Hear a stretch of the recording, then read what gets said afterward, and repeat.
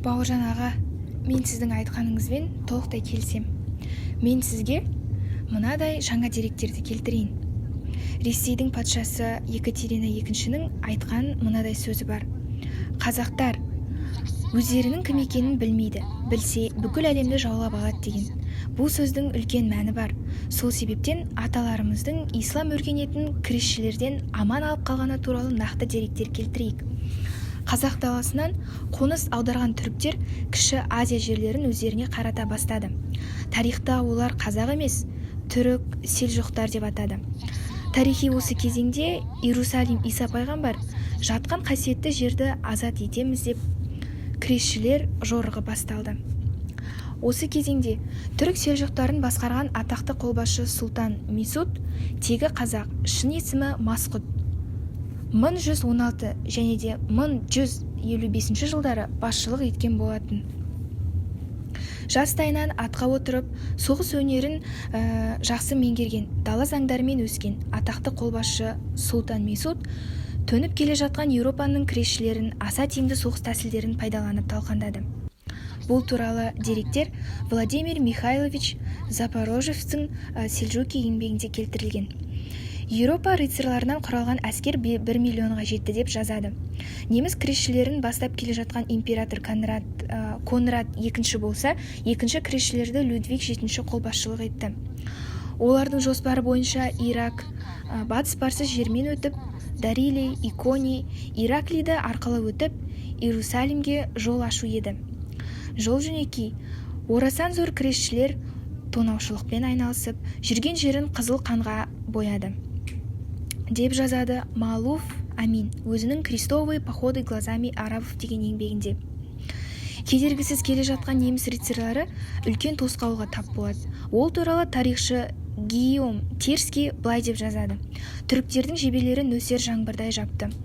Рыцарьлар қатарын сиретіп жіберіп, ауыр темір сауыттарына қарамастан зуылдап ұшқан жебелері темірді тесіп қадалды. Кресшілер алға басып қуға байсалданып еді. Түріктер шегіне отырып, ат үстінде садақтарымен оқ жаудырғанда кресшілердің қанаттарын сейілтті деп жазады. Тағы бір деректерге сәйкес Месудтың жасақтары топтарға бөлініп қашқан кресшілерді аттарынан қуып отырып талқандаған.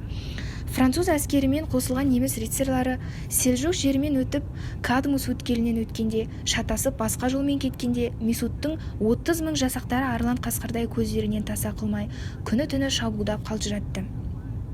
Византия жерінен аяқтарын ала қашқан кресшілер түріктерден әбден қорыққаны сондай, енді тек теңіз жолы арқылы баруға бел буды. 1147-1148 жылдары түріктің қолбасшысы Месудтың қолбасшылық жасап, қайтпас қайсар ерлік жасап, кресшілердің 1 миллион жасағын талқандап, тарихта үлкен із қалдырып, ислам өркениетін қорғап қалған. Бірақ та бұл атақтың бәрі Салахаддиннің қолына өтті. Себебі кресшілердің жорығы саябырланған кезде таққа отырған Салахаддин қалған кресшілерді талқандап жеңіске жеткен.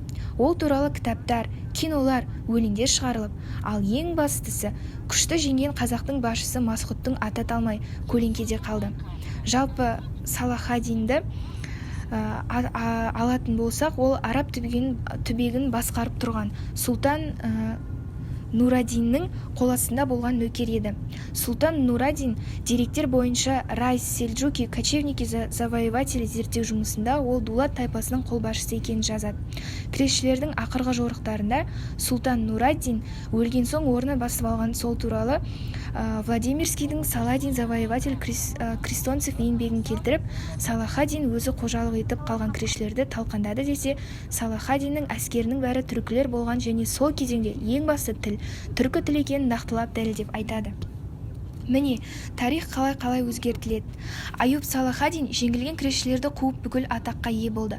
Ал негізгі кресшілерге соққы беріп, ислам өркениетін аман алып қалған түркілер басшылары Сұлтан Нураддин, Сұлтан Месуд және де Мысыр сұлтаны Бейбарыстың аттары алтын әріппен жазылуы керек. Тарихыңызды біліңіз ағайын. Бөгде, өтірік бұрмаланған тарихпен ұрпақты тәрбиелей алмаймыз.